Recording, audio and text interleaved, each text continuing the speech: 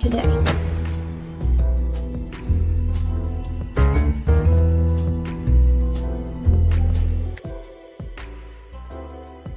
Okay, I don't know why we have the side thing right here, but apparently we are live. It's a fight with this thing every single time, but whatever. We're just going to go with it. Hope everybody had a wonderful week. The rain's all stopped, which is nice. Things can get back to normal. Put this away right quick. Let's see. So today, I think what I want to do is put this away. You know how we have like a... Can you hear me okay? I hope you can hear me okay. We have the Visions of Glory thing that we've talked about, that Chad and Lori were basically living out the stories from the Visions of Glory, right? Okay, so what I wanted to do today was I found on YouTube, I found some lives where people were actually, reading the book, talking about this book, showing us the book itself. I want to play some of that so we can just kind of listen along and see what you think about this, to start with. And we'll just go from there. I also have something fun I want to do, but I need to get rid of these little black things that are on the side of my picture right here to get the full frame, because I got this. Okay, I don't know if I've ever talked to you about this before, but it's called wax melt. They're called music melt. Okay, so my friend, we have a friend on the internet, on YouTube, and she makes these wax melts and sells them. And so I was gonna unbox this box of wax melts for you. It's beautiful. I mean, she makes these beautiful boxes. When you order from her, they're just beautiful boxes. And if you order from her and you use my little code, you get a 20% discount on your order. That's just a little something that she gives out to a few of us channels that have followed her for a long time. And I like the wax melts more than I like candles, because the wax melts, they don't catch on fire. They can't fall over. They last a long time, because her wax melts seem to have more oil in it than other wax melts do.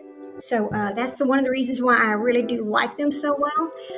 And I don't buy them in the store. I just only get them from her because they just last a long time. So anyway, we'll do that in a little bit too. So for right now, I'm just going to go ahead and we're going to start playing this video that I found. I would like to go through and play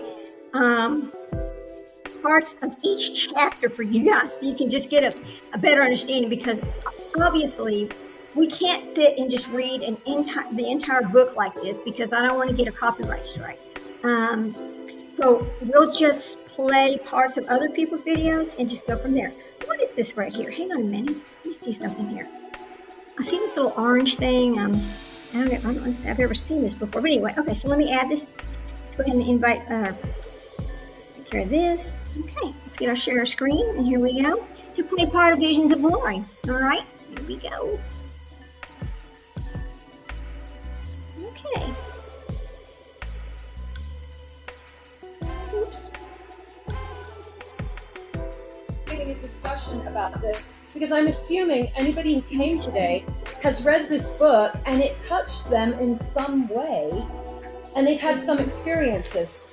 So there are certain elements here where I have had some cool experiences with something similar, and I'm happy to share what I've experienced, but I want to hear from you as well, because I know there's some really good experiences out there on things that maybe we don't talk about in public too much.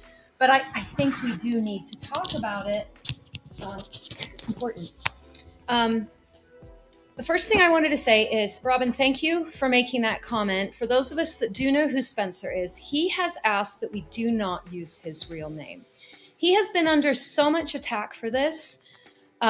He's still working. He has an important job. He's a child psychologist, and he doesn't want to be attacked.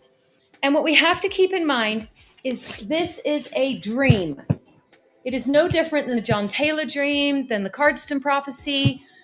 We don't count that as scripture. We file it away as interesting information. And when we have a similar situation, we go back and say, oh, look at that. Just like Robin said, there it is. It's another pattern repeating, and it just repeated for me. So we're not saying that this is scripture in any way. This is just fascinating information just to keep it out there in your mind, because I believe there's quite a bit of truth to this, and there's other things I am completely unsure about. So let's leave it at that. I want to start with the foreword because I think this is important. So what he says in the very beginning, he says, honestly, I had to dig deeply just to find words to describe what I've experienced. He said there is no analog in the common mortal experience for what I saw. So keep that in your mind as we're studying this. Is it any different than Isaiah when he was trying to describe cars and trains? So this is what he's trying to describe, what he saw. I believe he saw it. Did he get it right? I don't know. But let's take what he saw and kind of run with that. Well, did he get it right? But he's also having somebody else write the story. Exactly. So then it's the version of the It's art lost of the in author translation. It is. explaining what he was explaining to him. Yes. And he says in here, so John Pontius asks him and he says, is this all of your visions? And he goes, no, 30 to 40% of them. So yeah, this isn't even his words, although he did approve it. Yeah. This was how he described what he saw.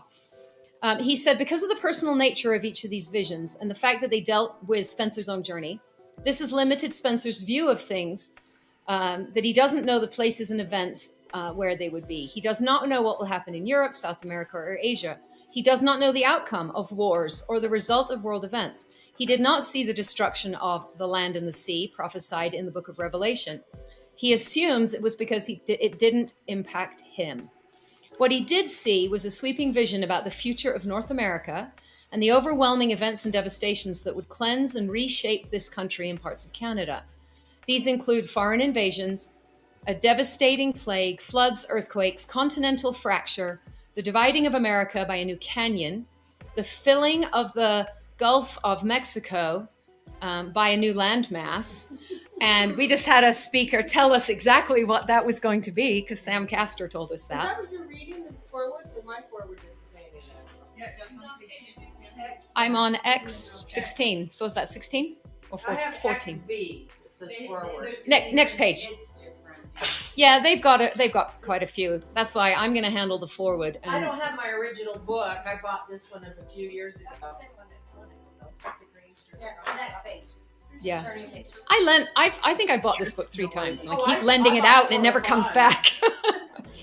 So anyway, so he sees the filling of the Gulf of Mexico by a new landmass, changes in the weather and the constellations of heaven, the return of the 10 tribes, the miraculous return of the saints to build the New Jerusalem temple, the gathering of the elect, the miracles of the millennium, the mission and mighty powers of the 144,000, and the final celestialization of the earth at the end of the millennium. So this is what he has seen, but he's only seen it from his very small vision. So we mustn't assume that's what it's going to look like for everyone. So just take it with a grain of salt there. What I really loved is, who here has studied some of John Pontius's work, especially Triumph of Zion? Have you studied that as a group, Triumph of Zion? No, I didn't even know he wrote other books. Oh, yeah, he's a bunch of books. I will just put a plug out there. Triumph of Zion. It is a heavy, heavy book, and it is phenomenal. No, that's on Blog My Soul. That's Journey to the Veil, part 1 Yeah. and 2. Yeah. So yes. Following the light of Christ. I bought that, but I've never read it. I'm just telling you, Triumph of Zion is probably the pinnacle of his work. I read it probably 8 years ago, and probably 75% of it went over my head. We're rereading it again, and after Sam Castor and Michael Rush and Abraham Gileadi, I'm starting to make sense of Triumph of Zion. But he had just written Triumph of Zion, which is all about what Zion is going to look like, when he met Spencer. Okay. All right, for fair use, I'm going to stop that for a minute. There is another person that the name of that, it's called Wordwise. And anyway, she talks about the origins of the new Jesus and the visions of glory. And she actually calls it chapter 1. I might switch over and watch that one. We'll watch that one instead, because this one seems to be like a discussion of with a master group. So let's just change over to this other one for just a second. Hang on, guys. Let me fix this for us. Okay, here we go. Hang on just a minute, all right? It's called Wordwise. Origins. New. Jesus. Hang on. I'm here. Here we go. Let's go. Okay. I think I'm going to have to look it up by Wordwise. Hang on just a second, guys. I'm just trying to get a very good, I want to know why in the world is why are they taking this book and trying to live this? That's kind of what I want to know. And that is why we're kind of looking at all this. Oh, come on, silly thing. Hang on.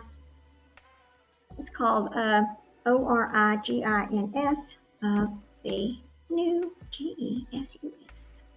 Let me find this video real quick. I'm here. Did she change it? Ah, it's right here. Okay, here we go. Now. I knew the content of every Here we go. Oops. letter and the true emotion All right, and manipulation this of the is writer, actually, as I'm well going as to the change my reaction banner of the reader. because this is I actually moved away, credit not to wanting to remain in that Wordwise, okay? stream of torrid Hang on, details. we'll just listen for a minute. I went through the couch, this is basically and it the Visions likewise book. testified of the same affair and unrighteous events that had occurred here, some recently.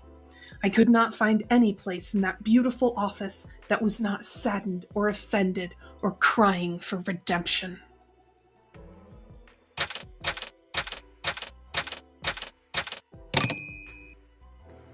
Hello, and welcome to Wordwise. I'm your host, Kit, and this video marks the beginning of my series on the book Visions of Glory. If you're new here, I make videos offering literary analysis of documents written by criminals and people who are crime adjacent, and Visions of Glory certainly counts, as it appears to be the common denominator behind a series of major criminal and civil cases, ranging from the Daybell cult to Ruby Franke to Tim Ballard and Sound of Freedom.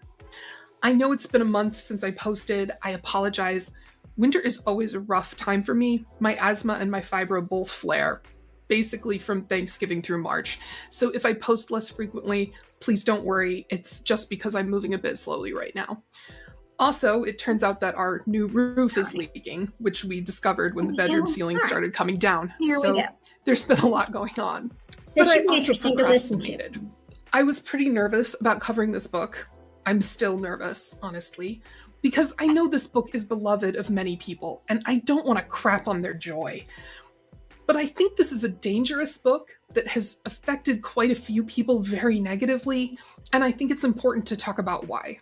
I thought about it a great deal, I put off working on the video, and finally I concluded that all I can do is cover the book with as much integrity as I can, and if people hate it, they hate it.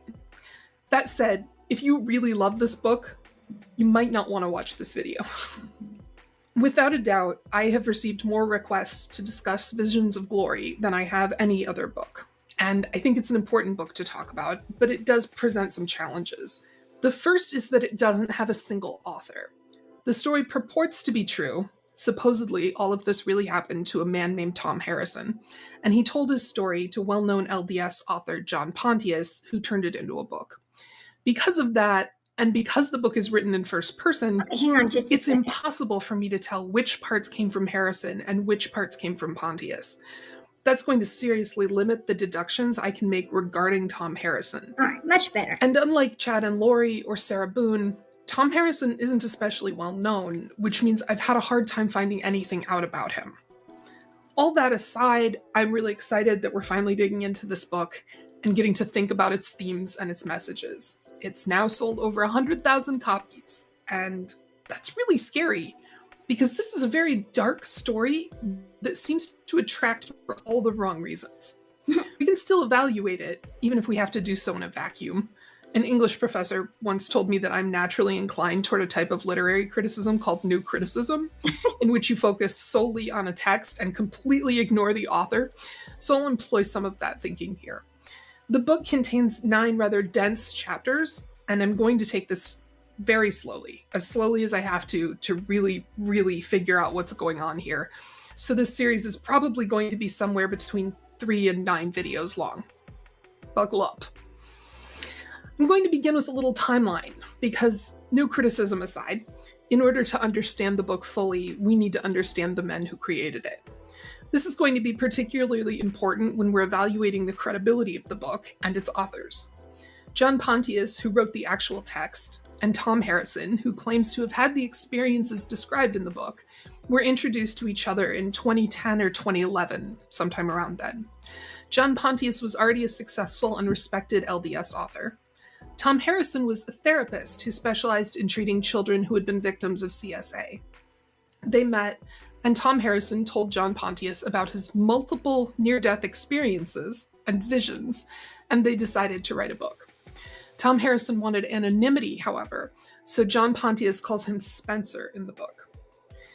Pontius conducted extensive interviews with Tom Harrison and wrote Visions of Glory. Pontius sold the book to his own publisher, Cedar Fort. Tom Harrison later claimed that Cedar Fort was skeptical that there would be an audience for the book and only agreed to publish 500 copies. I'm skeptical of this claim. Cedar Fort has published numerous near-death experience memoirs, including 4 volumes of Beyond the Veil, which are just collections of NDEs. That's near-death experiences. Cedar Fort knows perfectly well that NDE memoirs sell, and they have since Betty Eadie released Embraced by the Light in 2002. John Pontius wrote Visions of Glory while he was dying of intestinal cancer. According to his wife, God told him that writing the book was something he needed to do before he died, so he spent the last months of his life completing it. In 2012, 2 weeks before the book was published, he and Tom Harrison hosted a fireside to talk about the book. There were over 500 people in attendance at the fireside. And I think it's interesting that the number of attendees and the number of copies Tom Harrison claims Cedar Fort published aligned so precisely. Nothing from there. Does that mean that everyone there was given an advance copy? Did a ticket to the fireside include a copy? I don't know. It could be coincidence. 2 weeks later, the book was published, and 2 weeks after that, John Pontius died. Even though I think that this book has had an overall negative effect on society, as a writer myself, I'm glad that John Pontius was able to see his work completed. I'm sure that gave him some peace. I've been working on a novel about medieval nuns for the last 19 years, and I'm terrified I'll get hit by a bus before I complete it. Visions of Glory went on to be a bestseller. To date, Cedar Fort has sold over 100,000 copies, although they've declined to share actual sales figures. Thrift Books, a used bookseller that you've probably purchased from if you've ever bought books on eBay. I think half of my Chad books came from them. Anyway, Thrift Books reported in 2023 that the book they shipped most often to Utah was Visions of Glory. It's big, and its popularity seems to be continuing to increase. However, as the book became more popular, more people began to notice that a lot of what it includes isn't exactly in line with what the Church of Jesus Christ of Latter-day Saints teaches. Behind the scenes, the church appears to have confronted Tom Harrison about the things in his supposed visions. We know this because Lauren Matthias at Hidden True Crime asked Tom Harrison if he was Spencer, and he told her that he needed to mail her something. A few days later, she received a copy of a letter he had written to an LDS disciplinary council that was apparently investigating him and or the book. He had told the church that from now on, instead of making any comment regarding the book, he would just give anyone who asked a copy of the letter, which is exactly what happened with Lauren. The letter is Harrison begging not to be excommunicated. In it, he unequivocally throws John Pontius under the bus. He says that he was reluctant to even talk about his visions, and he disagreed when Pontius told him they needed to write a book. But Pontius had cancer, so Harrison didn't really think the book would ever be finished. And then even when it was, Cedar Fort said they'd only put out 500 copies, so he didn't really think anyone would read it, blah, blah, blah. Then he claims that a full third of the book is things Pontius made up, and that Pontius didn't receive a batch of edits and corrections that Harrison had sent him. All right, under fair use, I have to stop it right there for a little bit. So, I mean, that's kind of interesting how this book really started. 100,000 versus 500. Yes. I mean, we know that Lori Vallow herself has, it was described to me that she had 4, 5, or 6 copies of this herself, that she had kept it everywhere she goes. In fact, the day she was presented with those papers in Hawaii, she had it under her leg. when they were laying out in the sun. So anyway, I think that was kind of an interesting situation. And it is a very dark book. It does spark a lot of controversy. And yes, I've tried to order books from eBay, Chad Daybell's books from eBay, but the thing is, there's too many fees involved, etc. So I've managed to find a few of them at some used bookstores and at Amazon. But the latest one that I've got from Amazon, I should show you the condition of it. When you open the book, this is how old it was, and when you open the book, the little pages start falling out because the glue where it was put together has disintegrated. So anyway, we're going to let this keep running some more. I'm going to run it about 5 minutes, and then we'll stop again under fair use. And I know that Lauren had talked about this and talked to this author before, and it's very interesting what she has to say on it as well. So here we go. He ends by explaining that he doesn't have the legal rights to the book. John Pontius's family does, so he can't force Cedar Fort to stop publishing it. Frankly, the letter makes me strongly dislike Tom Harrison. He says he's not throwing John Pontius under the bus, but he absolutely is. That's the entire letter. He insists that any parts of the story that don't match up with church doctrine are Pontius's fault. And one line near the end really bugged me. Tom Harrison wrote, "I hold my membership in the Church of Jesus Christ of Latter-day Saints as my most prized possession." I've never heard anyone describe church membership as a possession. My mother is a very faithful person and has been a member of many congregations, so I read the line to her, and she winced visibly and said, "It's not a country club." At first, I thought it was a curiously materialistic spin to put on being a member, but then I started thinking, the LDS Church will subsidize therapy in certain circumstances, but only if you see one of their approved therapists. I believe, and other people have said, that Tom Harrison is one such therapist. If he were excommunicated, he probably would have gotten dropped from the approved therapist list, and I'm guessing most of his Mormon clients wouldn't have felt comfortable continuing to go to him, so maybe he was thinking of his membership in the church as more akin to a professional organization than a part of his spiritual life. What I don't see anywhere in this letter is a concern over what will happen to his soul if he's excommunicated. He refers to his membership as a possession, but not as important to his salvation. And to me, that is a big red flag that Tom Harrison may not be as spiritually sincere as he claims to be. Now, I'm not saying he has no faith. I don't think he's Chad Daybell. I'm just saying I'm surprised that his spiritual salvation wasn't at the front of his mind when he wrote that letter. There's now enough controversy surrounding the book that John Pontius's widow, Terry, has felt the need to defend her late husband, and she's set up a website to do just that. Although she would be well within her rights to attack Tom Harrison, she doesn't. She writes, "An observer throughout the year-long process of my husband writing and editing Visions of Glory, I can attest that John fully believed he had completed every edit that Spencer, Tom Harrison, requested of him.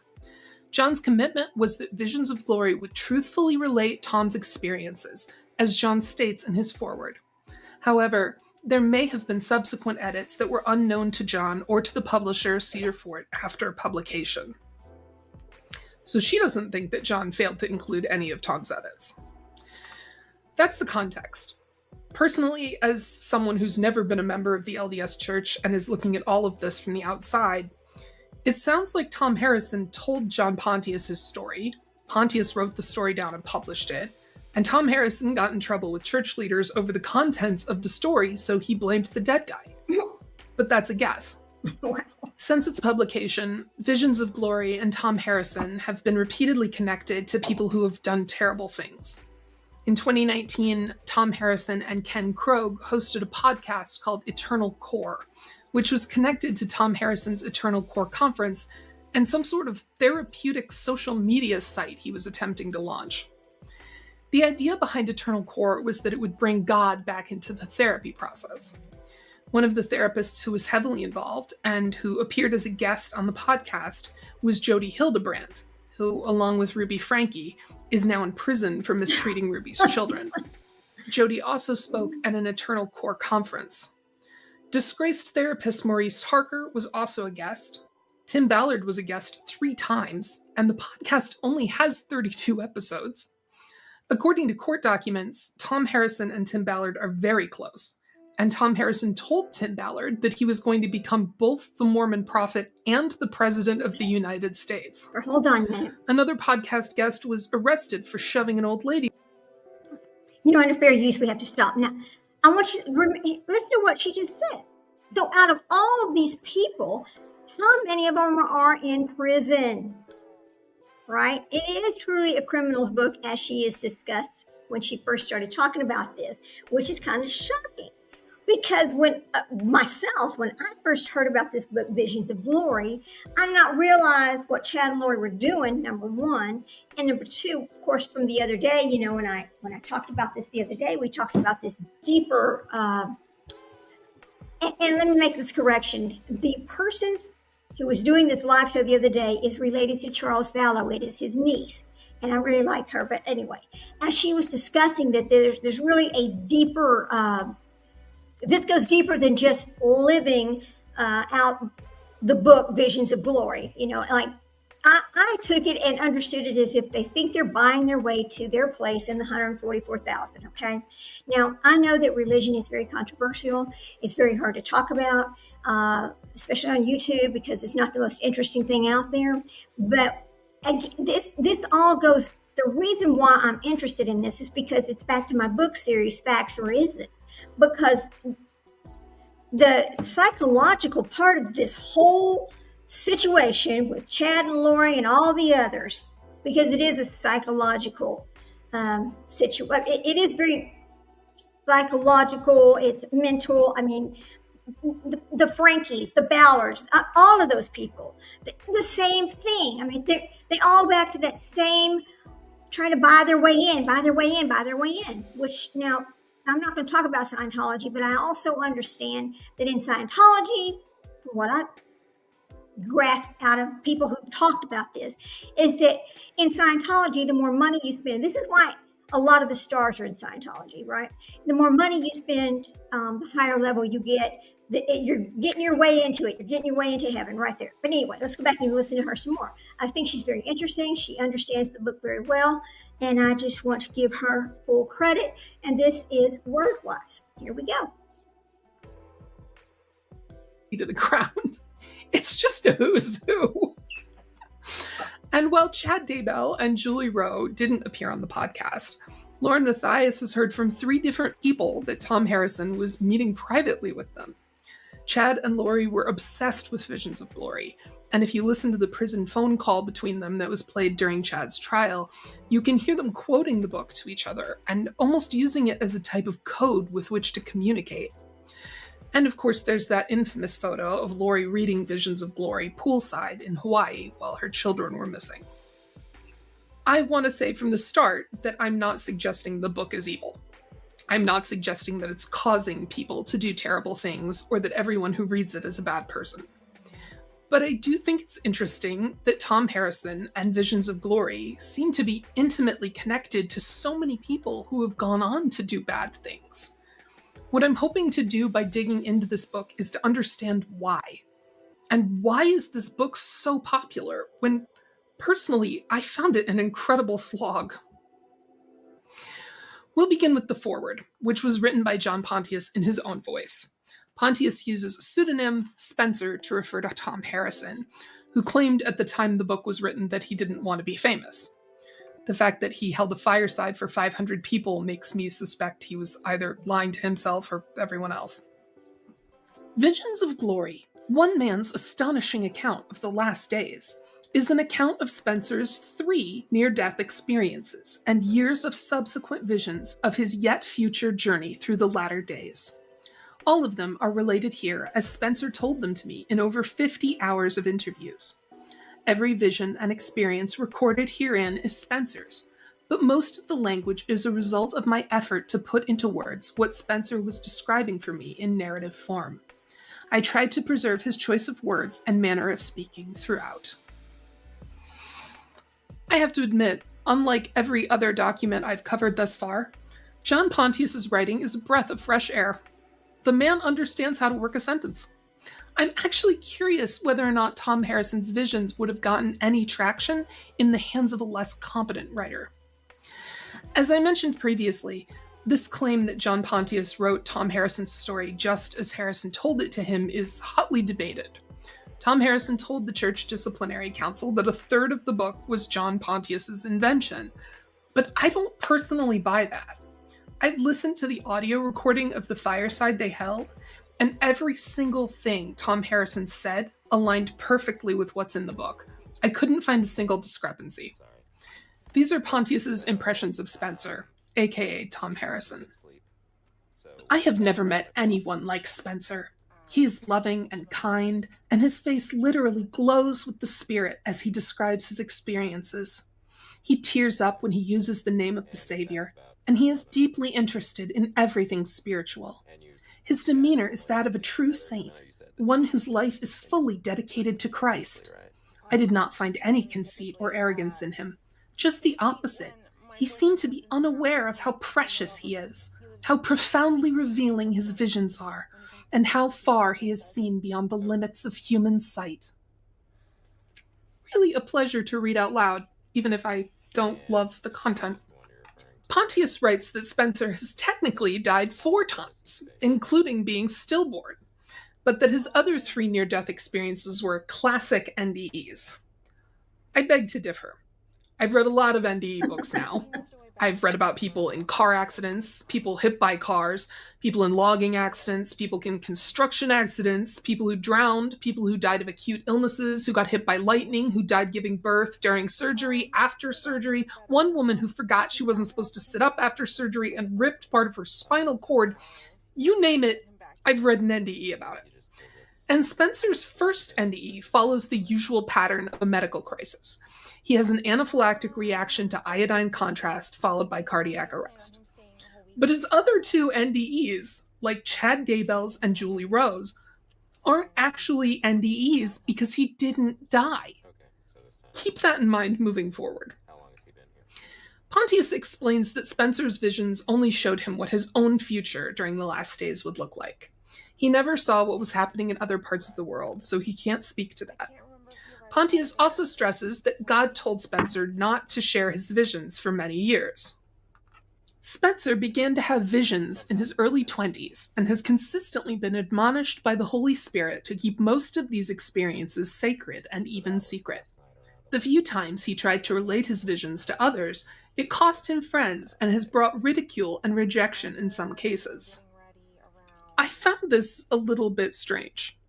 First, if God told Spencer not to share the visions, why did he? The LDS Church believes in continuing revelation, that people today can and do receive revelations from God.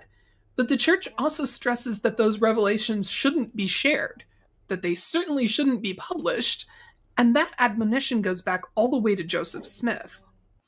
Second, is Pontius trying to imply that friends reacted poorly because God had told Spencer not to share his visions? And third, why did the friends react with ridicule? When one of my friends describes a sacred experience to me, I don't react with ridicule even if I think they're reading too much into something. That's just rude. So is Spencer not being smart about the people he chose to share this with? This is going to become a bigger question in a couple of pages. Also, I think it's interesting that Spencer says that he started having visions in his early 20s, but his first NDE didn't occur until he was 33. I wonder what that means. Pontius explains that Spencer wants to be anonymous because he sustains the living prophet. It's clear that Harrison and Pontius both knew that some of the things in this book weren't in line with LDS doctrine, because Pontius reiterates that Spencer's visions have meaning only for him, and no one else should believe they're going to come true. Which begs the question, why write them down in a book and publish them? It's like they want to have it both ways. No one should believe that these things are going to happen, but also hearing about the things that are going to happen will change your life. So prepare you. It kind of feels like Pontius and Harrison are just trying to cover them. Okay. So of course, now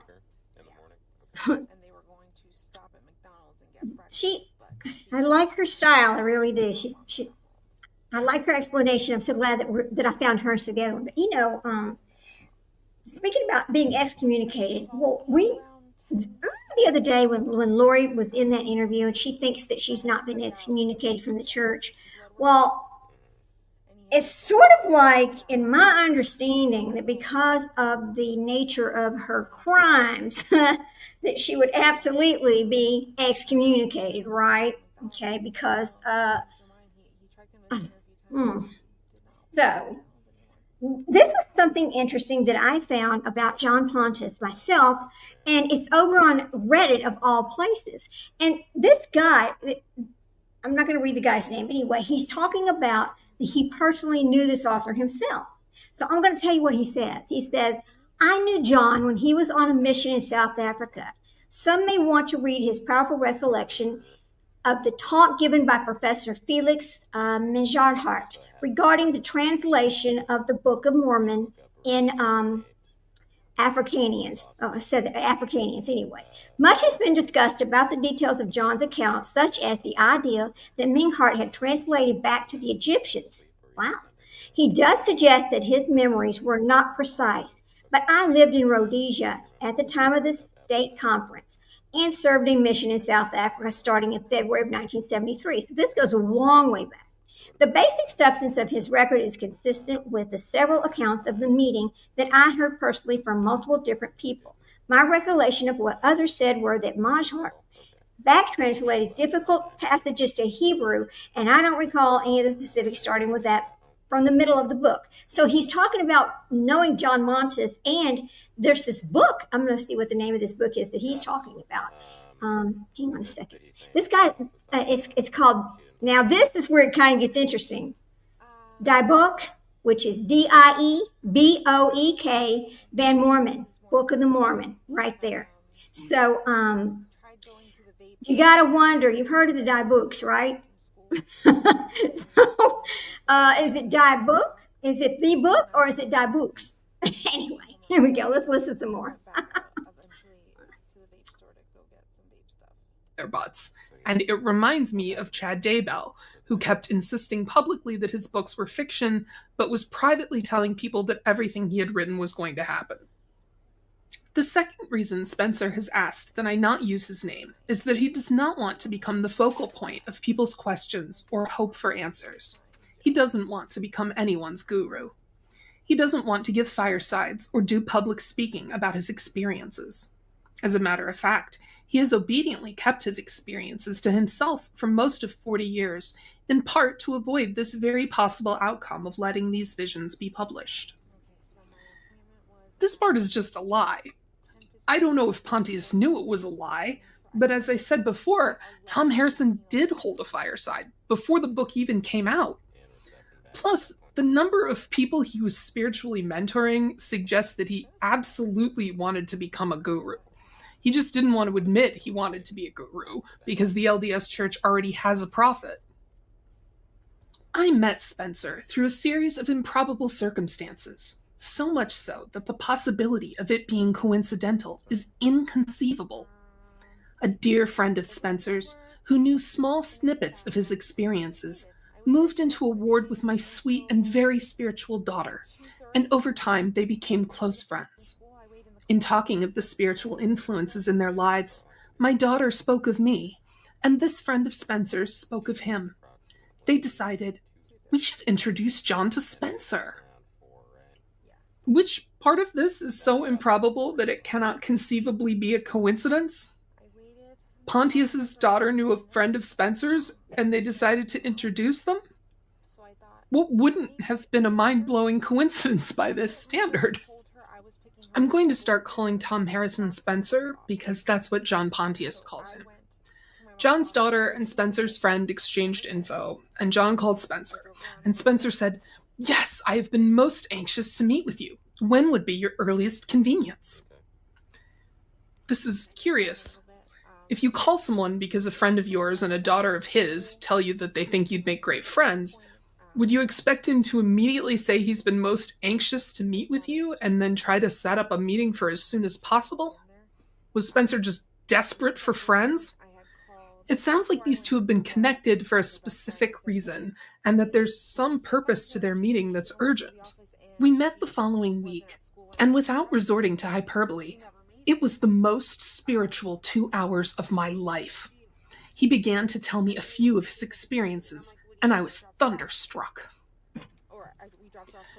They Remember met, and Thunderstruck. Spencer immediately began telling John Pontius about his visions. It's not like they developed a friendship over time and Spencer confided in him. He blurted his visions out during their first meeting. And the only reasonable explanation for that I can think of, the only explanation that fits with the urgency of their meeting reflected in the previous phone call, is that they met specifically to discuss John Pontius turning these visions into a book. Otherwise, why would Spencer tell Pontius about the visions right away? I don't think there was anything coincidental about this meeting. It sounds to me like this meeting was always intended to result in Spencer sharing his visions so that Pontius could turn them into a book. I'm guessing that's why Spencer's daughter and Pontius's friend connected them in the first place. And despite John Pontius's insistence that Spencer kept the visions private, as he was instructed to, we'll get to that part in a minute, we hear several times about him sharing his visions with others. I found a truly excellent article, which I'll link in the description, by a BYU professor of ancient scripture named D. Kelly Ogden. I'm not sure how, but he got a hold of a manuscript copy of the book, and he claims that the original manuscript included these 2 lines, which were then cut from the final draft. They're in Spencer's point of view. Some of my own children have ridiculed me and refused to speak to me about spiritual things. My wife knows of my visions and believes they are true, but she can't comprehend them, and at times has asked me to stop speaking to her about them. So it's a good bet that the daughter who set Spencer up with John Pontius had heard about the visions. It also makes me wonder, again, about the extent to which Pontius's competence as a writer made these visions more palatable. If everybody Spencer personally told found them off-putting, if his own wife asked him to stop talking about them, well, it sounds like John Pontius might have put some spit and polish on the visions. That's all I'm saying. Finally, I was overcome with the potential tragedy of all this knowledge being in one person's head alone and then ultimately lost. It was like listening to John the Beloved or Moses describe events the world has pondered for all time, and I was hearing in wonderful detail the dates and times, the places, even the city and street names where things would happen. These 2 sentences completely undermine any and all assertions that these visions only have meaning for Spencer. If they only have meaning for Spencer, then why does it matter if the information dies with him? It would be different if Pontius had said that he wanted to share Spencer's visions in order to help others trust in their own visions or inspire them to seek God. But what he says is that people need to know about these dates, times, and places. Clearly, he believed all of this is a factually accurate prediction of the future. Also, I can't believe he compares Spencer to John the Beloved and Moses. I don't know if that's blasphemy, but it's certainly flattery. As we stood to leave that second time, I said something like, "Spencer, it can't be a coincidence that we met. The sequence of events that brought us together included me moving from Alaska, your friend and my daughter both moving to the same ward, and 1,000 other aligning events." "I know it was not a coincidence," he said softly. "It was a miracle." Really, meeting someone who once lived in another state is a miracle. It absolutely can be a coincidence that 2 people meet. Actually, I'm not sure that even rises to the level of coincidence.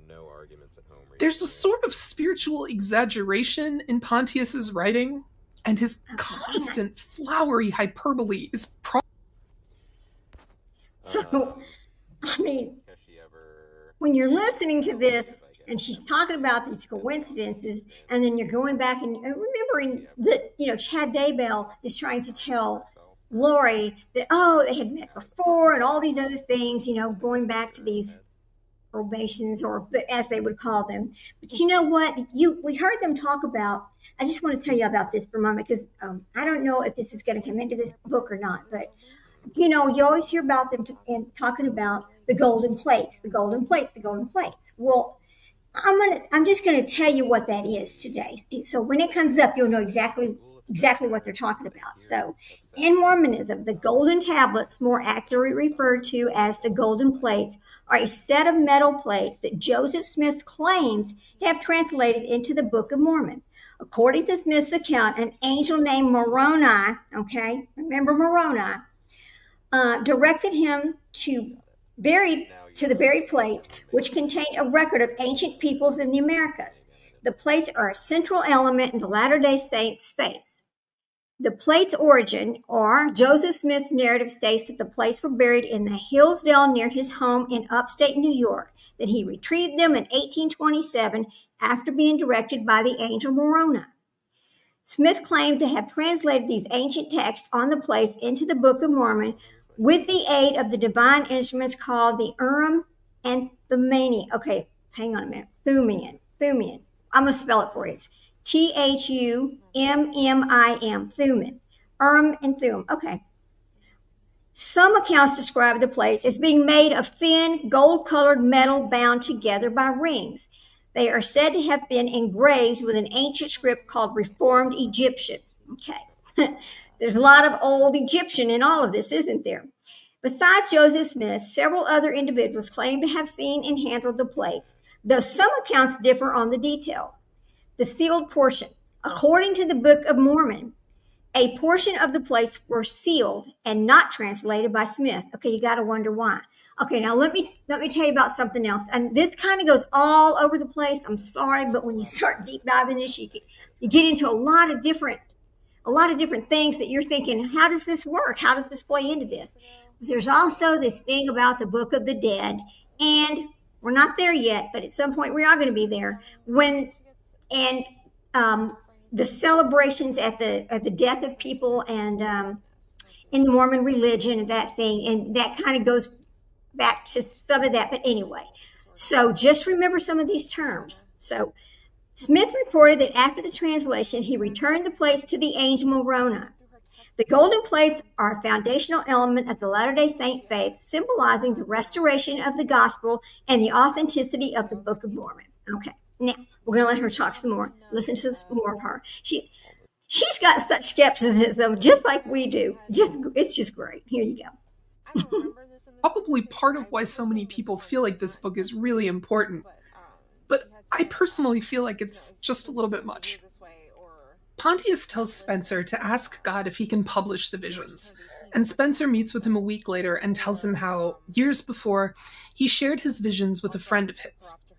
We've since learned that this friend was Neil A. Maxwell, who was a member of the Quorum of the 12 Apostles. If you aren't LDS, you should know that being a member of the 12 is a really big deal. The 12 are basically second to the prophet and president in importance. Spencer describes how he told Neil A. Maxwell visions. One evening, while alone with him, I was prompted to tell him one of my visions. He listened with great interest and then concluded by telling me it was from God and that I should treasure it up in my heart, write it down, and not speak of it until the Lord told me to. He also counseled me to not try to interpret the meaning of it. He said, "When the Lord wants you to understand it, He will send someone or give you the meaning.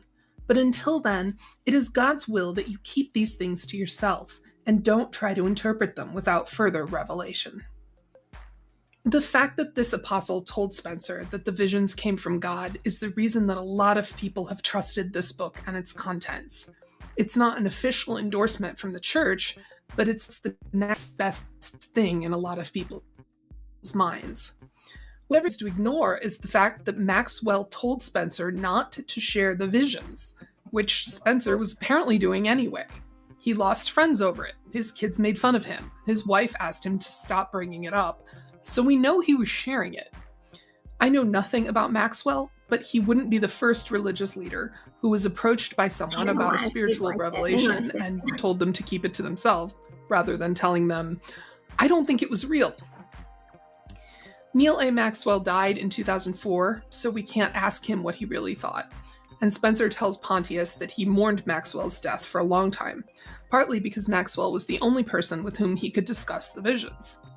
Then one night, he was awakened by an angel, who told Spencer to stop mourning Maxwell, and that God would send a man named John to him, and he could tell John everything about the visions. Spencer looked at me in a penetrating way and added, Why is she not showing "When up? you first called me and asked Lord. for an appointment, it was then that I realized your first name is John. I began from that day to ask Father most earnestly if you were that John to whom the angel had referred. I replied, surely he was speaking of someone more important than myself, like John the Beloved or John the Baptist, or maybe someone from Enoch's seat." Spencer smiled and said, "No, he was speaking of you. You are the John the angel promised me was coming." And how convenient that he has such a common name. What we have here is a setup for the story that's going to follow. And that setup is that it's a miracle that God allowed these visions to be shared. But let's be clear that Neil A. Maxwell told Spencer not to share them, and that Spencer's claim that Maxwell changed his mind in heaven can't be corroborated. Pontius isn't finished hyping the book, though. What you are about to read is, to my thinking, the most comprehensive and powerful insight into the latter days that has come to an average person. It is not scripture, and should not be considered such. It is not prophetic for anyone himself. It's simply an account of how the Lord has prepared one humble man, my friend Spencer, for his latter-day mission. You and I are just blessed to be the fly on the wall, so to speak. As I mentioned earlier, none of this is fiction. All of it is as told to me by Spencer, who takes responsibility for its content. It is something you may never forget. Except that Spencer refused to take responsibility for its content. Pontius is doing the same thing Chad Daybell did with his fiction. He's trying to say this isn't real, but also that it is. It's not prophetic for anyone else, but none of it is fiction. It's insight God provided specifically for Spencer, but you'll never forget it. He's trying to talk out of both sides of his mouth. It really Agreed. feels like he wants to call the book scripture, but knows he'll get in trouble if he does. If it's fiction, why is it so important that people read it? Thus ends the foreword. I don't know why this book needed an author's note. Everything in it would have fit in the foreword just fine. Pontius says again that Spencer has read and approved every word. Since those first days of interviews and questions, Spencer has read and reread what I have written, and he has declared that this book is a true and accurate account of his visionary experiences. This again makes it hard to believe that 30% of this book is really Pontius's creation, as Tom Harrison claimed in his letter. Pontius notes that the book isn't a complete or perfect representation of the visions, though. In some cases, we have understated some horrific events to keep this book readable by general audiences. We have removed anything that we deemed could incite fear or panic if it were read by someone not able to understand by the Holy Ghost the greater story of hope and deliverance. This is pure advertising. What Pontius is saying is, some parts of the visions were so shocking we couldn't print them because people would flip out. Don't you want to read this book and figure out which parts those are? It's reverse psychology marketing, and it's sensationalizing.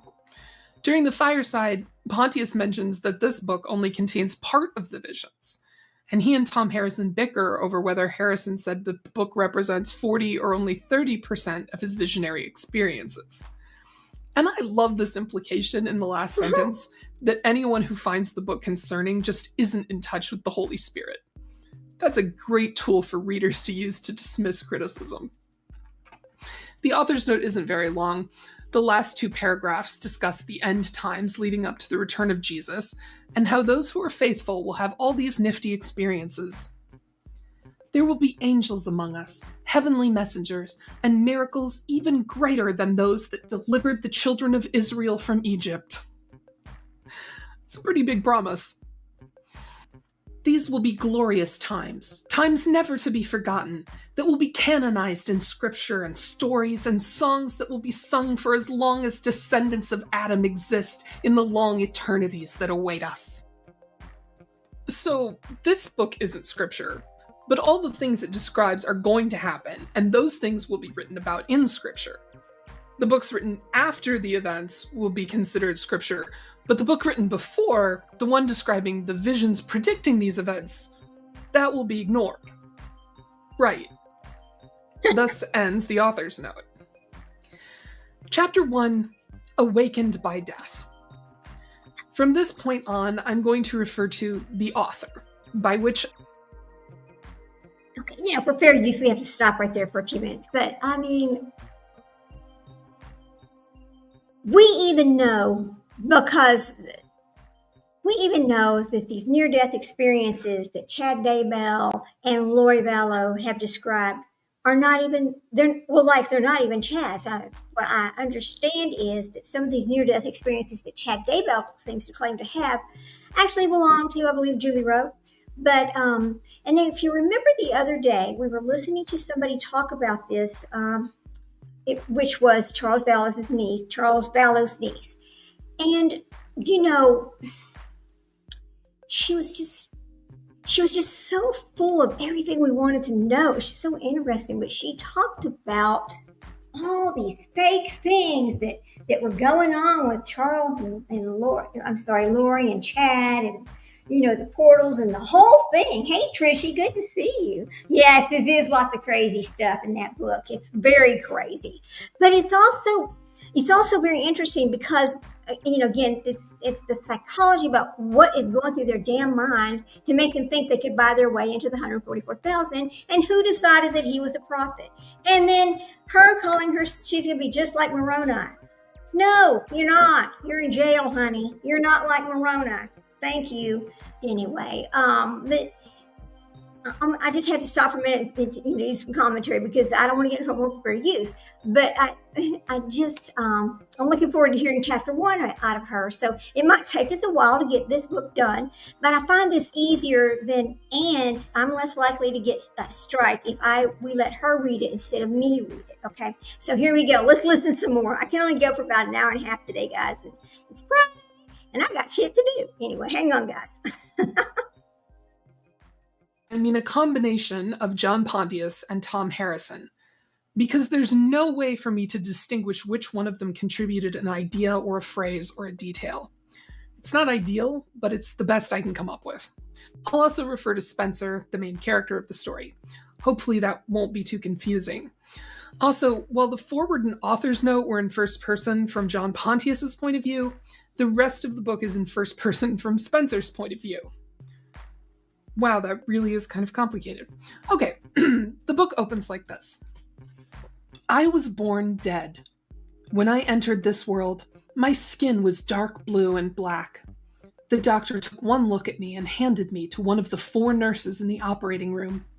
I was tiny and premature, and the nurse could find no pulse or respiration. She wrapped my lifeless body in a newspaper and laid me in a stainless steel sink. We aren't even through the first paragraph, and I already feel like the author is exaggerating. Me too. Tom Harrison was born in the 1950s. Professional nurses in hospitals weren't wrapping stillborn infants in newspaper and chucking them in sinks. These were mostly modern facilities with linens and incubators and body bags. I have a very hard time believing that the policy was to treat stillborn infants like actual garbage. I just don't believe this happened. We're not off to a good start. My mother was bleeding badly, and the nurse hurried back to assist the doctor. They told her that I was stillborn and continued the surgery to save her life. She never told me this herself, but I learned later that she had been relieved that I didn't make it because she had not wanted this pregnancy. Oh my God. Yeah, remember this bit about his mother not wanting him? It's going to come up again. Later, the nurse returned to the sink and noticed that the black and blue baby was now trying to breathe. It doesn't make any medical sense. I guess it's the first of no doubt many miracles. Later, after my mother had recovered somewhat from the surgery and there was a tiny hope I might survive, they informed her that her stillborn child had pinked up a bit. So the doctor told this woman that her child was stillborn, and then like an hour later, he told her, "Your stillborn baby pinked up a bit."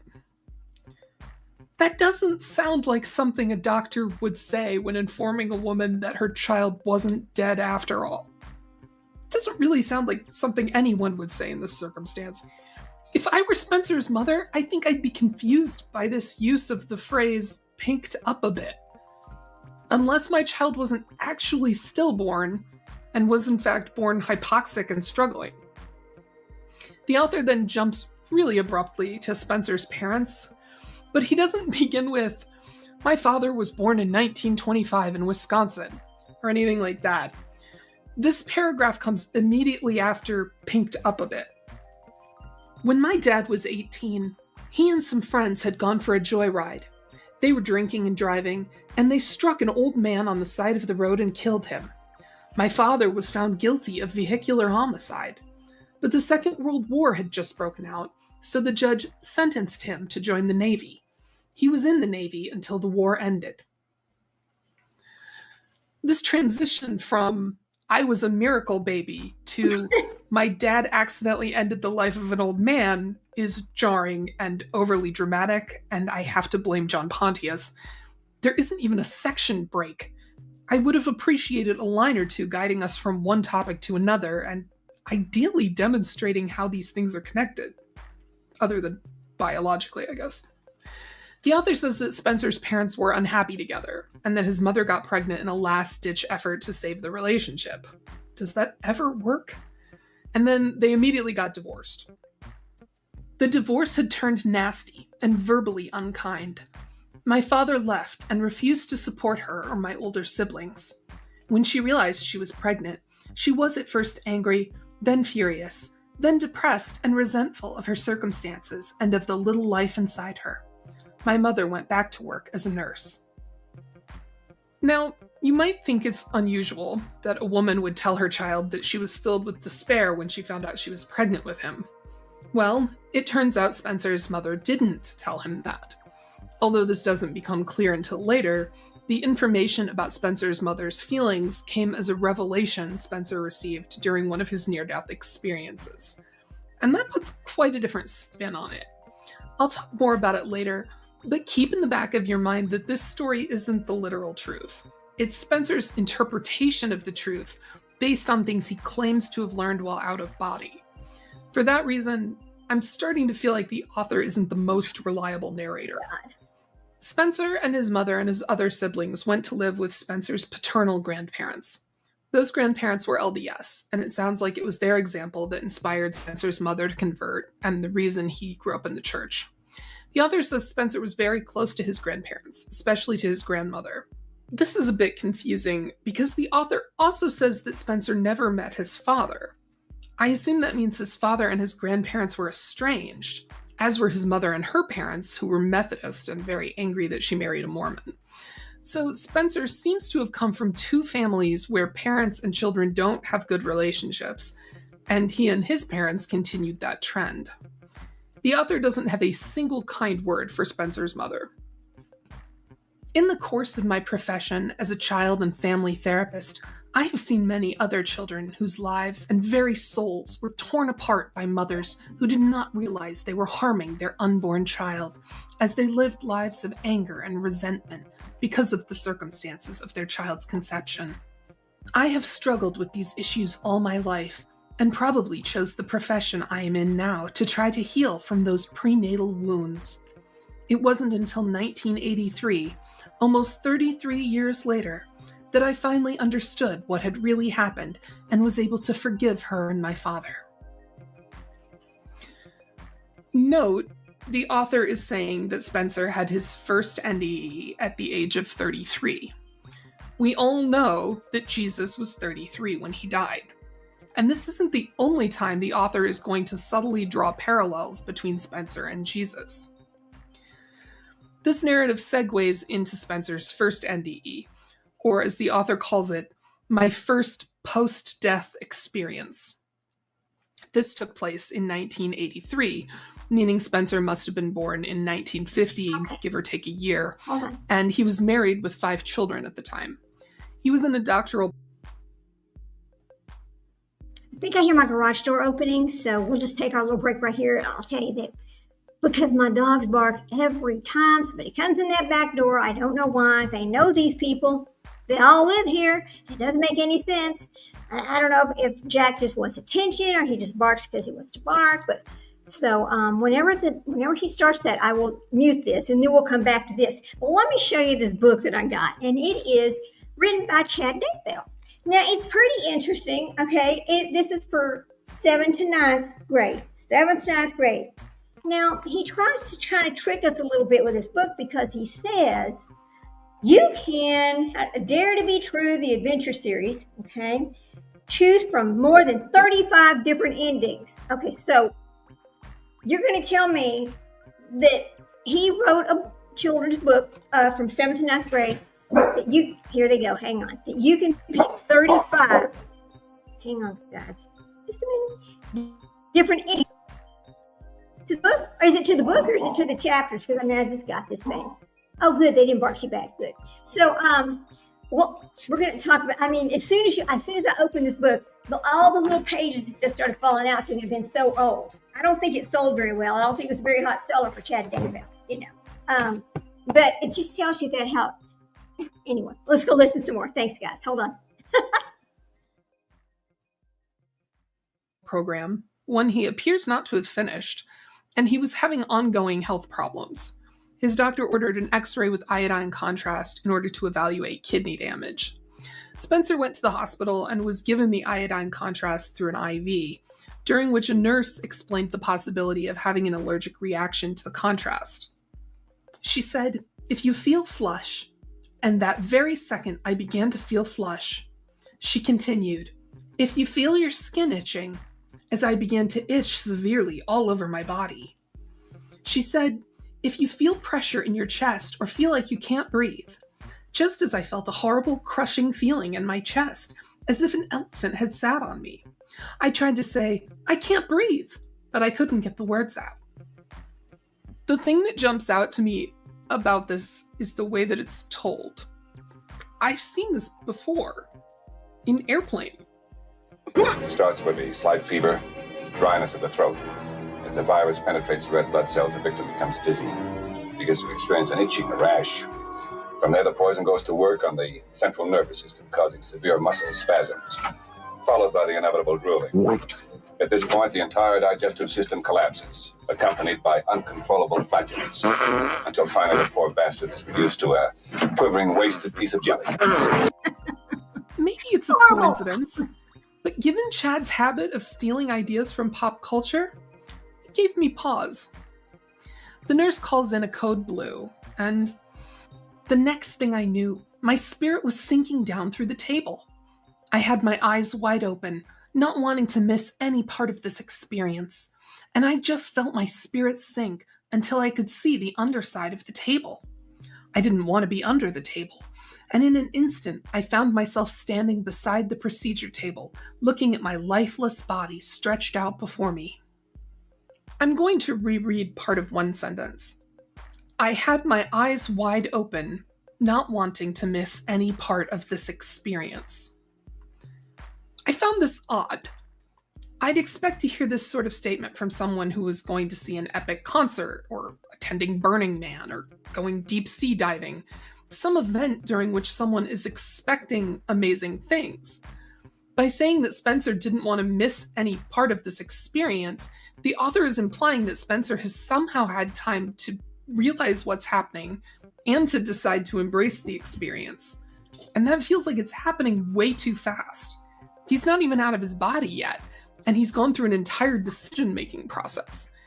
Also, it's noticeable that he sounds excited about this. That's his first reaction, excitement. I would expect that someone who had never left their body before would be frightened or numb with shock, but his first response is excitement. Interesting. It's crazy. Medical personnel rushes into the room and begins treating Spencer. A doctor I had not seen before ran into the room, and for some reason, I immediately knew that he was having an affair with the nurse who started the IV.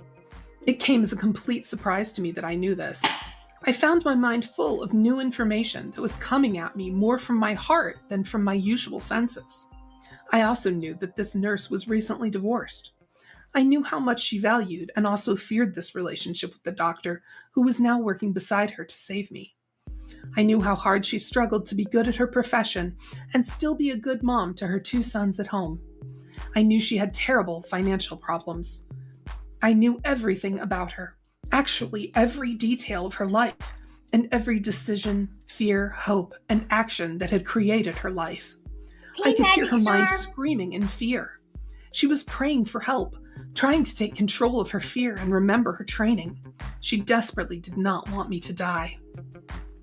This is the introduction of a major theme in the book, omniscience. A great deal of emphasis is put on the idea that when you're in spirit form, you know everything. Literally everything. There is a heightened spiritual sensitivity that comes from being dead that I had never anticipated or heard of before. I knew what everyone was thinking. Actually, it was greater than just knowing what they were thinking. I also knew every detail of their lives.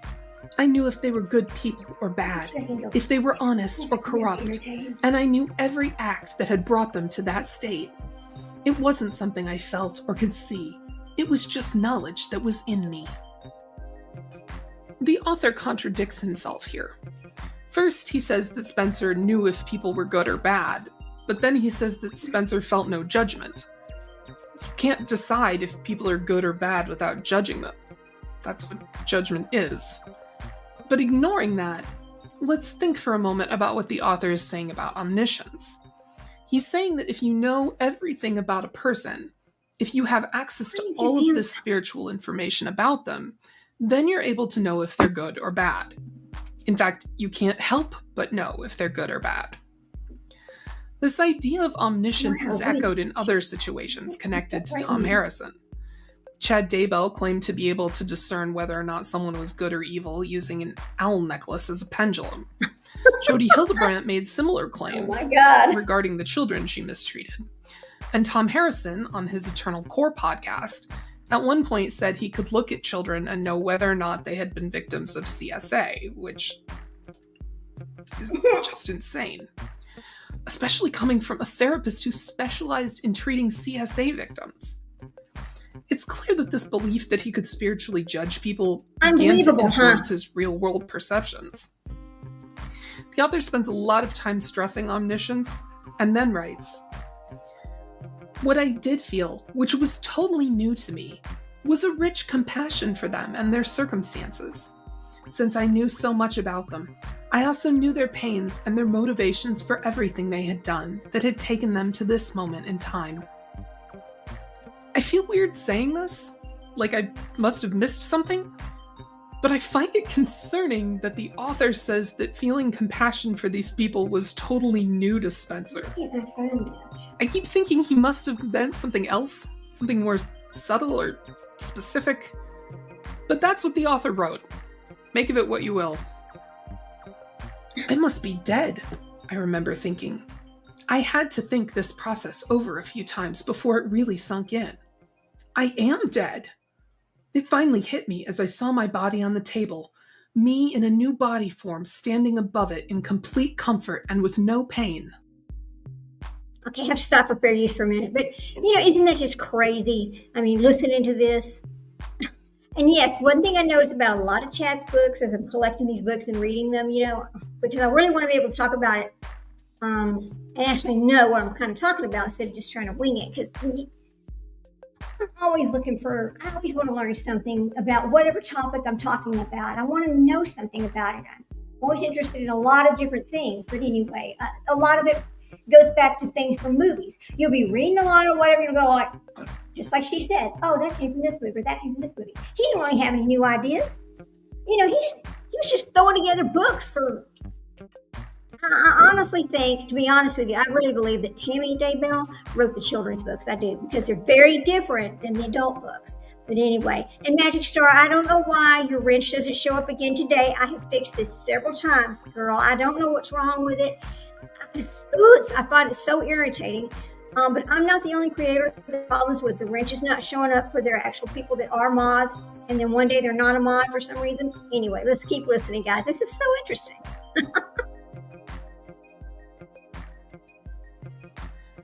Don't put thoughts in quotation marks. Those are for quotes. The sudden realization that Spencer is dead is at odds with his excitement over leaving his body and his determination to fully experience being in astral form. I think that normally this realization would come before acceptance of leaving the body. I imagine the natural progression would be you notice you're leaving your body, you're shocked, you realize your body is dying, you think about that, and you respond. Not only does Spencer have a strange reaction, specifically excitement, but his processing seems to have occurred out of order. Then we hear more about omniscience. The next awareness I had was that I was able to comprehend many things simultaneously. I didn't need to focus on any one thing, because they were all clear to my understanding. I felt like I could understand limitless amounts of knowledge and focus upon an infinite number of matters, giving each my absolute attention.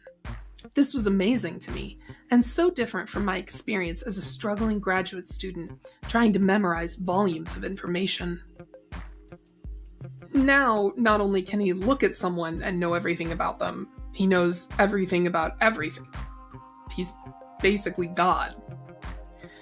Spencer unexpectedly experiences a life review. This is a staple of NDEs, but I'm not sure I've ever read one in which someone spontaneously undergoes a life review immediately after leaving the body.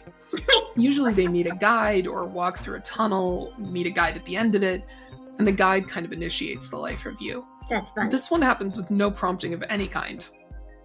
The review begins with him in utero. The first thing I saw was my mother carrying me in her womb.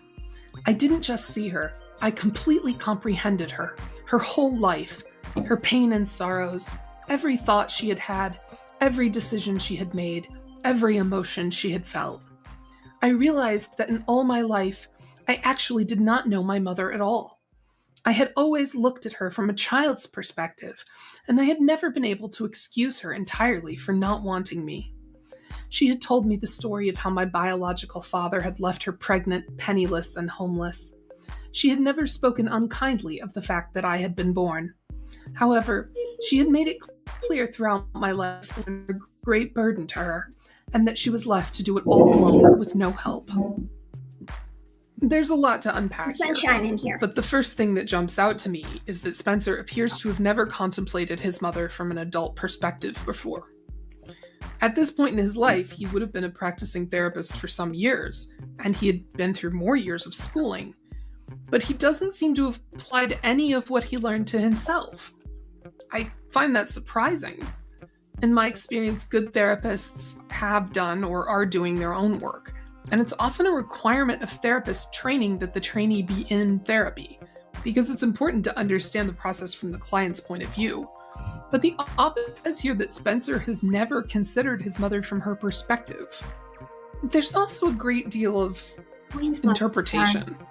The author says that Spencer's mother never said that she hadn't wanted him, but he continues to impose the interpretation that she didn't. You can kind of see him smudging the facts. She made it clear throughout my life that we children were a great burden to her, and that she was left to do it all alone with no help. I'm sure that being a single mother was a huge burden, and I'm not suggesting she should have shared those feelings with her kids. Sucking it up seems to be one of the cornerstones of good parenting. But even if she failed there and let her kids know that she felt put upon, there doesn't seem to be any hard evidence that she didn't flaunt Spencer. Come back over here. Beep, That beep, beep. seems to be his interpretation, and he's claiming that his He's right psychic that way. omniscience confirmed that his interpretation was correct. I've been in this rabbit hole of Mormon fundamentalist doomsday my life. preppers for a minute now, Okay. and one of the most frightening aspects of it, the thing that can is this belief Oh, that that's better. feelings are facts. We're downstairs. The fact that Spencer felt unwanted doesn't mean he was unwanted. His mother chose to have him. She chose to stick around and raise him, when it sounds like he had loving grandparents who probably would have taken him in. But the author is reasoning backwards and claiming that psychic experiences are proof that Spencer's mother never wanted him. In this book. It's entirely possible that Spencer's mother did want him, but he still felt unwanted. Both of those things can be true. Instead of acknowledging that, the author is saying that through omniscience, Spencer knew he was right. His mother was lying. This process of justification, this use of psychic abilities to reveal facts that prove a feeling correct, seems to be rampant in this community. I don't know quite what to call it, but I keep seeing it everywhere. I see it here. I see it in Chad. I see it in Tim Ballard, who basically wants America to be a Mormon nation, and so he wrote a book twisting the facts to make them fit that narrative. Multiple books, in fact. I even see it in Sarah Yes, he Boone. did. She feels like the victim, so George Torres must have mistreated her. It's this warped way of justifying acting on your feelings in the face of contradictory evidence. I even see it in myself sometimes, and I have to push back and tell myself, your feelings are valid, but they don't change reality. That isn't a sentiment I've seen expressed among the Doomsday Preppers. Back to Visions of Glory.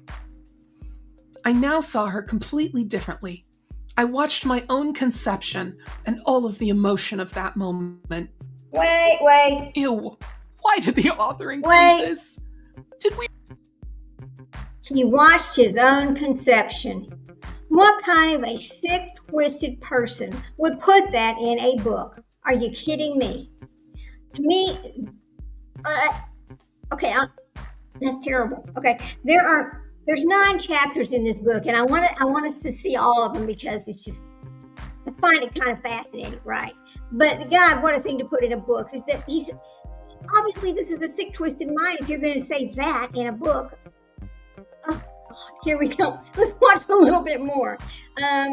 So at 1:30, I'm going to stop, and we're going to do something fun. We're going to unbox this box of music melts. Okay, so let's keep going. You really need this sentence, or could we have just left this bit unsaid? Also, it's curious to me that this event is also out of order. First, Spencer is in the womb, but then he goes back in time to his own conception.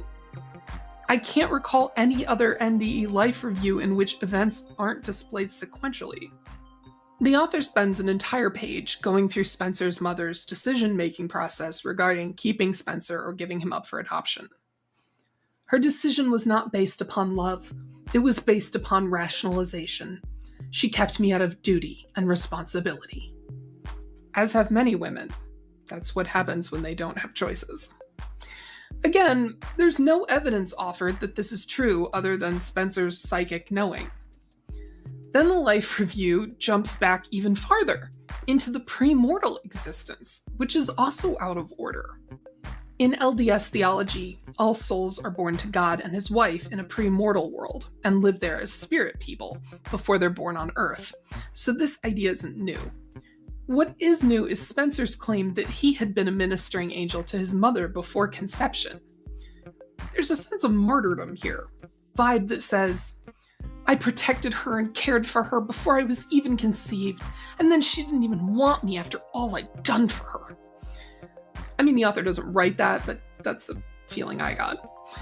And then the author says that Spencer's love for her was so great that he forgave her anyway. I saw all of the events of her life leading up to her going to the hospital to deliver me. I felt her fear and anger every step of the way. She was not healthy, either physically or emotionally. The dark emotion of those days had sapped her life and robbed my unborn body of the vitality it needed to survive.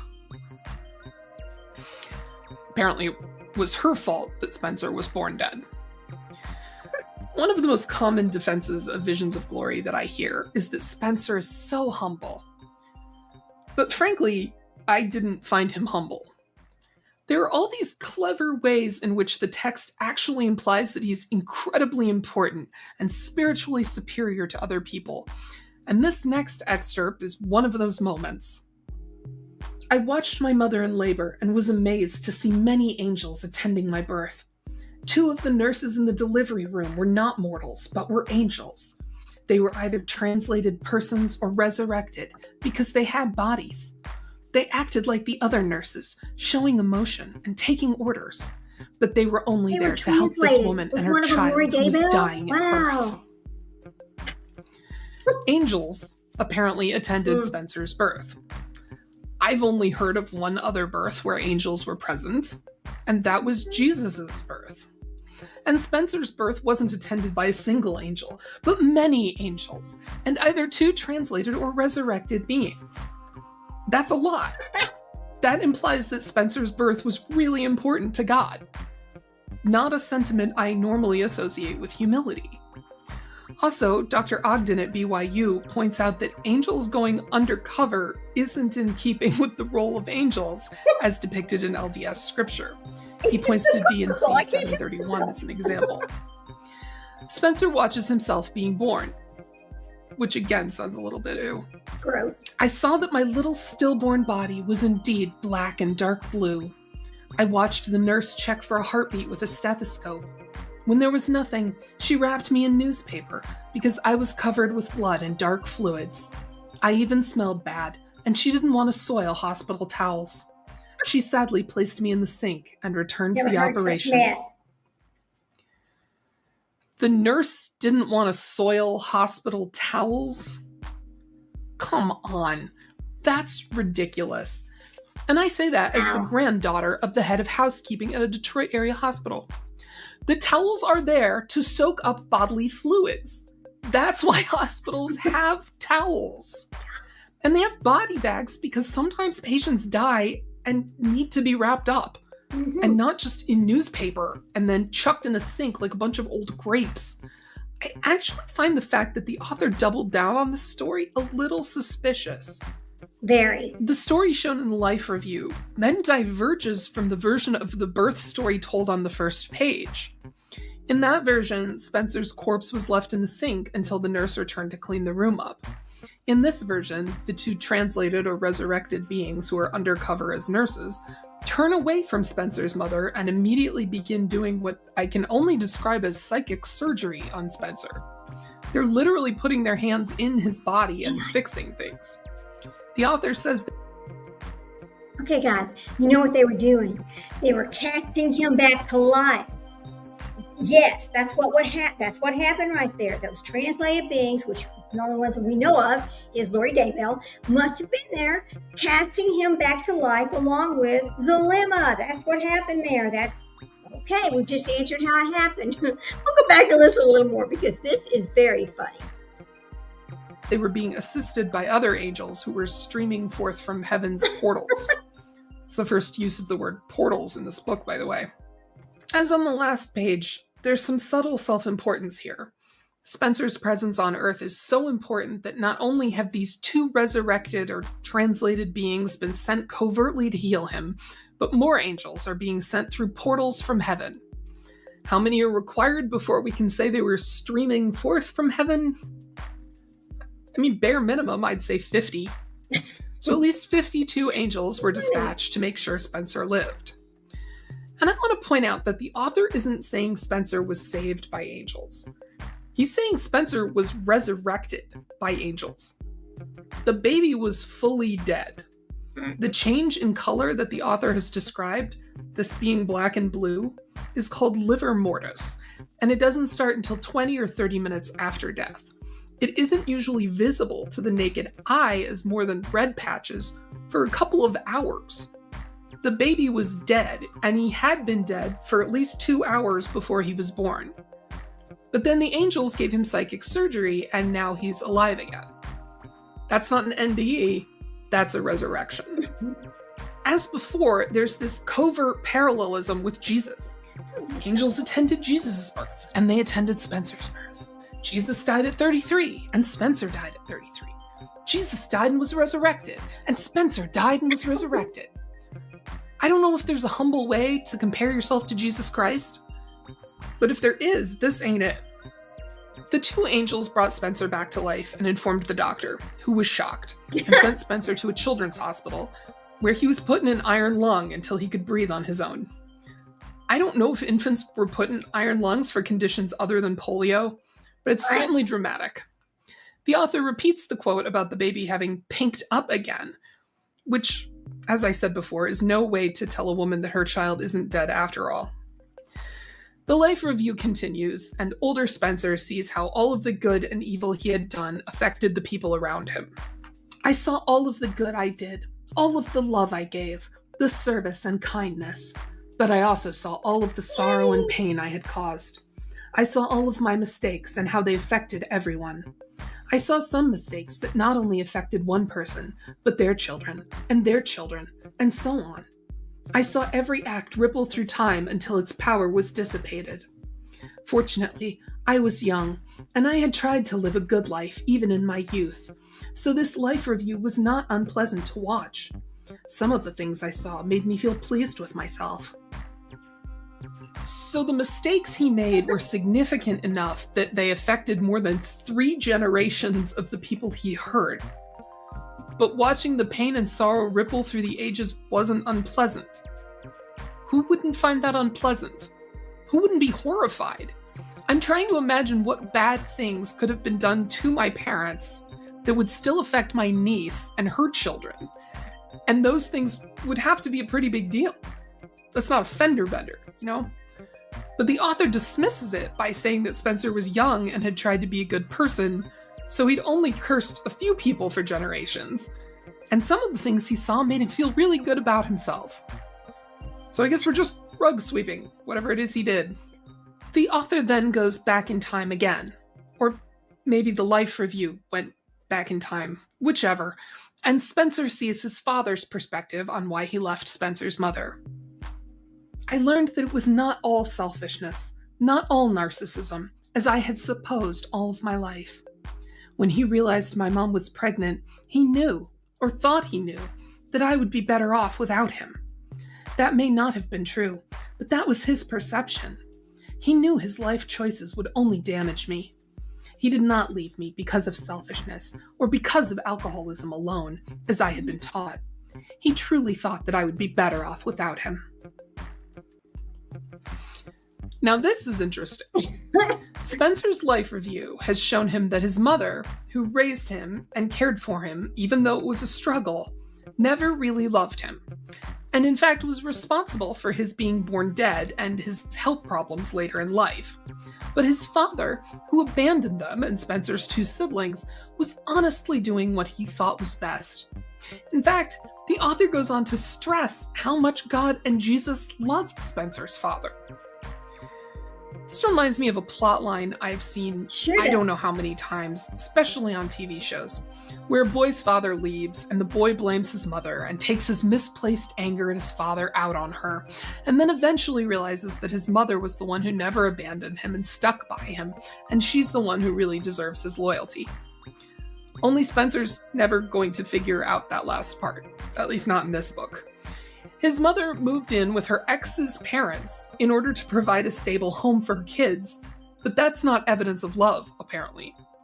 Meanwhile, his father cared so much about his children that he left them and watched as they moved in with his parents, people he disliked so much that he couldn't maintain a relationship with them, and he was fine with that. But Spencer couldn't possibly be wrong, because I understood those things perfectly, which no mortal can understand while yet mortal. Not even my father understood it this way. The author has said multiple times now, and we're only on page 11, that Spencer's perspective and knowledge were perfect. I think that's a dangerous belief for anyone to have about anything. We should always leave at least a little daylight between ourselves and complete certainty. The author admits that after his near-death experience, Spencer had a hard time reconciling the insights from his NDE with his life. And part of why this was hard was that his mother had denied him the opportunity to meet his father before his father died. Her strong-held belief and her conclusions and anger would push to the forefront of every conversation we had regarding my father. She refused to disrupt the position of justified resentment she had created for herself, which protected her from the rawness of her pain surfacing again and becoming exposed. The great thing about lionizing the dead is they can never disappoint you. Also, I want to point out that Spencer was 33 when he had his first NDE, and it's entirely possible that his father died after Spencer became an adult. His mother could have kept him away from his father before he turned 18, but not after. At that point, it became Spencer's decision. But it's all Mom's fault. Then the author says that Spencer decided to just have to leave it to Jesus to make his mother see reason. One of the insights Spencer receives during his life review was about his sister, who got pregnant when she was 16. The author says that Spencer's role in the family was the peacemaker, and that's why he judged his sister so harshly. Which doesn't make a whole lot of sense to me. Judging people isn't generally a peacemaking activity. The author claims that Spencer journeys in spirit form with his sister and mother as they go to Vegas and get the sister married. This is still part of the life review, somehow, even though Spencer supposedly never knew about the wedding during his life up to this point. The author says that later, after the NDE, Spencer confronted his mother and his sister about the wedding, and they confirmed it had happened. Did Spencer never know his sister had gotten married? He was the youngest child, and his sister was 16, so he couldn't have been older than 15. But the NDE happened when he was 33, so funny. which means he didn't know about the wedding for 18 years? If he was judging his sister for getting pregnant out of wedlock, wouldn't he have been the first person his sister told in order to calm him down? There isn't enough here to know if an explanation for this exists. It might not. The author begins describing things that Spencer learns during his life review, but they aren't all factual things with a clear connection to events in his life. A lot of what he learns seems to be spiritual information that just sort of comes to him through osmosis.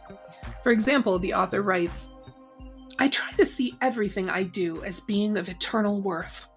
I learned and have trained myself to believe that I am not just a simple person with little worth or impact upon the world.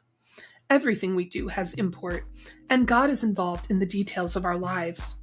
I believe you can go so far as to say He is in the minute details of our lives." I'm not going to say that this sounds arrogant, because I think... Okay, wow, Trishy. I'm so glad to see you. I'm always glad to see you. You know, I love to see my friends come over here, but, okay, so we've been on for like an hour and 37 minutes listening to her. We're going to have to come back to this, or y'all can go over to WordWise and listen to this, the rest of this if you want to without me, but I'm going to come back to this on Monday when I come back. I don't do the weekends because my husband is here and he really prefers my attention when he's home, and I get that. He's like, "This is not your job." I'm like, "No, but I really do enjoy it." But he goes, "Well, anyway, that's how he feels about that." But what I want to do, and I wish a lot of things would change on YouTube. I'm pretty upset. I'm just going to make this statement before we open our beautiful package from Nadie of Music Mouths. I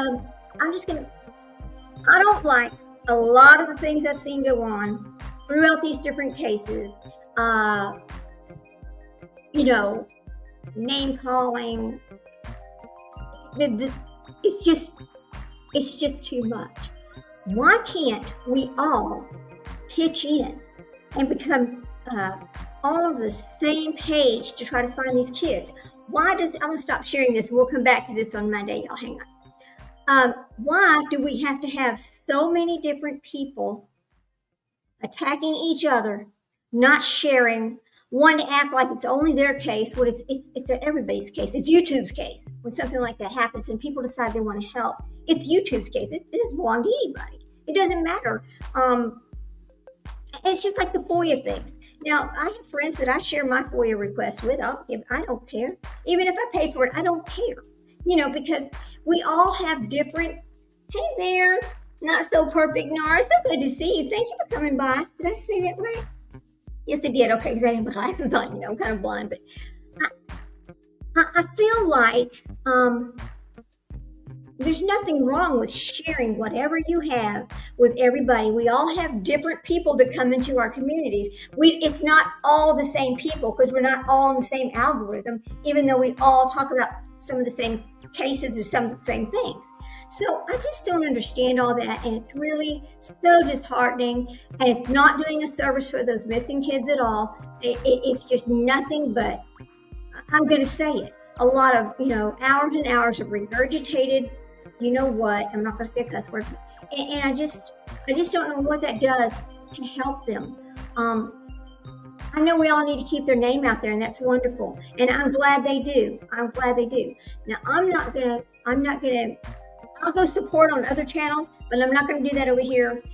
I just want to steer clear of all that drama and stuff that comes along with it, and just keep doing my little channel on facts, or is it, based on books from true crimes or books that about history and things like that. So anyway, we're going to open this little package. Again, this is from Music Melts, and her name is actually Nadine, and she is actually in Alex Erickson and the Ward case studies. She's in their lives all the time. Now, if you order from Music Melts, you can get a code for 20% off from my channel. I'll put it out there on my community post. Oh my God, look, she taped it like there's no tomorrow. Let me try to get this tape off of there. Okay, hang on a second. But anyway, she just does this beautiful job of packaging these things. They're so nice. And the thing is I don't know how she makes any money off of these. They're not very expensive, and she spends a lot of time and effort packaging them. They're so nice. So I wanted to share that with you guys today. So we're going to do this. We'll open this. I mean, from the matching paper to the stuffing on the inside, it's just beautiful. Here we go. I'm going to have to scare it. That's okay. These are handmade by her. Okay. And they smell delicious. She wraps them up really nice to make sure that they don't get melting or broken or anything like that in transit. So here we go. Get it nice. I hope not. All right, hang on. Let's get it nice.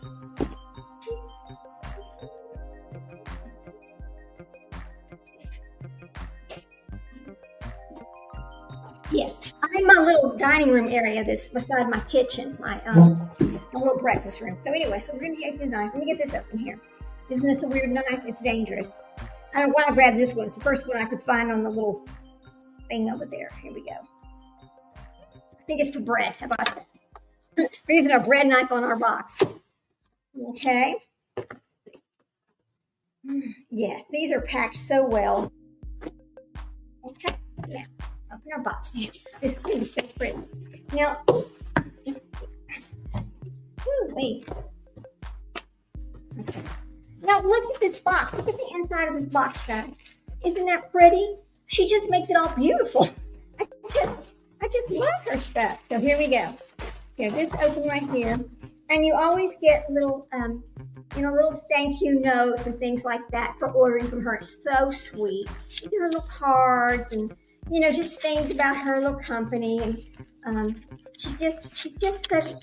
I love Nadine. I've always loved her since the first I met her on their channel.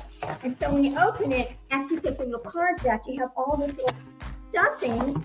And it's just like I just order a whole bunch of different ones. One of my favorites is their Always and Forever. It smells so good. I love that one. But everything's just boxed up so nicely. She spends a lot of time packaging these things for us. So I appreciate that out of her. I mean, I've never seen such pretty packages when you order something online like that. And it just smells delicious. So I'll put where are you? Did my stream die? No, don't tell me my stream died. Hang on, guys. Hang on. I think you're still there. You're still there. Hang on, guys. Hang on, guys. There we are. Oh, great. I thought my stream had died. I was like, no, my stream died like that. Anyway, I think I hit a button. But so it's just always so pretty. Yeah. And the thing about them is they last a long time. So anyway, it is. I need to get my little code, and I'll put it on my community post. So if y'all want to order, you can get 20% off. And so like this little box here, I think it's like $7 or $5. It's really inexpensive. But even my husband loves these. He'll say, "Oh, your little basket over there is looking a little empty." That and he likes I know I like a really great smelling house. You know, I have the dogs and I mop all the time and all that, but it's just so pleasant. She's so pleasant. It's just so pretty. Anyway, that's what I wanted to do today on the show. Let's show you this and talk about that for a minute. Oh, look there. I'll open this one for you right here. Let's show you. So this is called Fabulous or Fearless. No, it's Fabulous. Anyway, see this little. I'm gonna drop them off. They're just little, wax melts that she makes herself. So anyway, I'll do that, and then we'll come back Monday and we will finish the first chapter in that book, Visions of Glory. There are actually 9 chapters. I'm going to keep listening to Word Wise because I like her style. I like how she presents this book, and it is a little bit funny, but it's not funny because they actually took this book and tried to live this experience themselves, on top of some other things that goes along with this. But we're gonna do this book first, and we'll stop and talk about the deeper parts of this. I want Trishy to come up with us one day and actually tell us about her deep dive that she did on Julie Rowe, because Julie Rowe is a very big part of this whole situation. As the lady said the other day, there were many Lories. So Chad Daybell had tried this on many other people before Lori took the bait.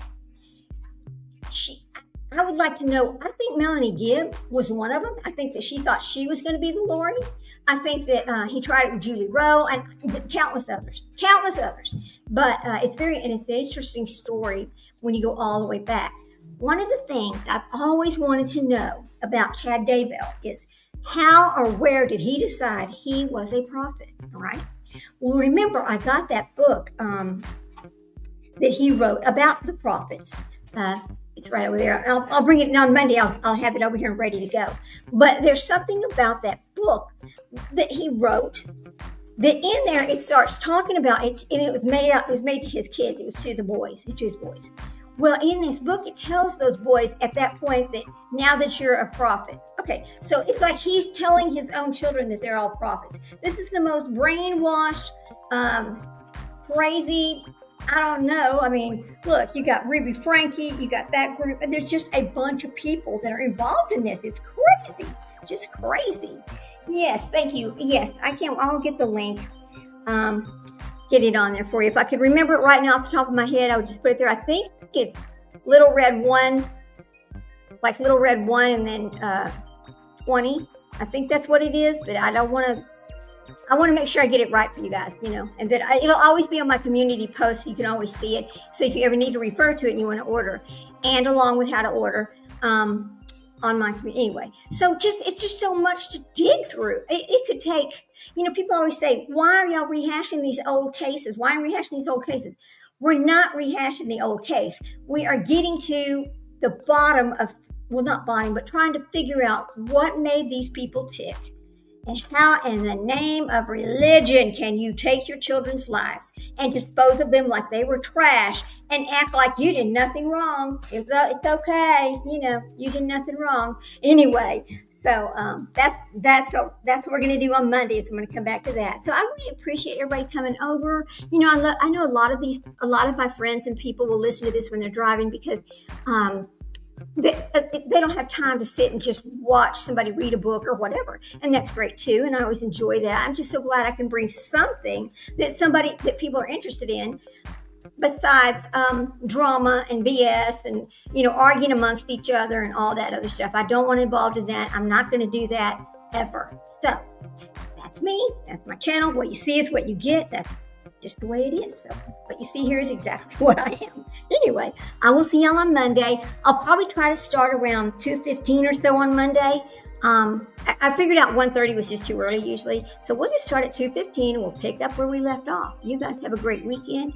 I'm sure I will see you tonight on somebody else's channel, wherever. And yes, Trishy, I've lost some of my wrenches too, and that's okay. I'm fine with it. I really am. So anyway, y'all have a good weekend. Bye, guys. Love you.